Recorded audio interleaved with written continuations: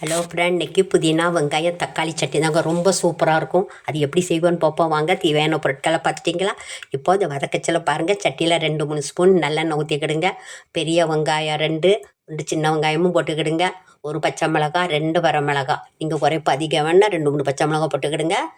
3 பூண்டு, அதுக்கப்புறம் ஒரு சின்ன துண்டு இஞ்சி போட்டு நல்லா வதங்க. பாதி வதங்கினோன்னா தக்காளி 2 பெரிய தக்காளி தான், 2 போட்டு நல்லா வதக்குங்க. உப்பு போடுங்க, அப்புறம் மஞ்சத்தூள் போடுங்க, கொஞ்சம் பெருங்காயத்தூள் போட்டுக்கிடுங்க. போட்டுட்டு நல்லா வதங்க. பாதி வதங்கின உடனே கொஞ்சம் கருவேப்பிலை, கொஞ்சம் மல்லி இலை, புதினா இலை மட்டும் கொஞ்சம் அதிகமாக போட்டுக்கிடுங்க ஒரு குத்து. போட்டுட்டு கொஞ்சம் பாதி வதங்கிறோம், அவ்வளோதான். ரொம்பலாம் வதக்க வேணாம், அப்படி லைட்டாக தான் வதங்கணும். அதையும் மிக்ஸி ஜாரில் போட்டு உப்பெல்லாம் சரியாக இருக்கோ பார்த்துக்கிடுங்க. பார்த்துட்டு நல்லா திரிச்சிருங்க. திரித்து கொஞ்சம் தண்ணி ஊற்றி நல்லா வச்சுருங்க. ஊற்றி தான் சாப்பிடணும், தொட்டெல்லாம் சாப்பிடக்கூடாது. இந்த மாதிரி சாப்பிடுங்க. செய்து சாப்பிட்டு பார்த்துட்டு கமெண்ட் சொல்லுங்கள், லைக் பண்ணுங்கள், சப்ஸ்கிரைப் பண்ணுங்கள். தேங்க்யூ.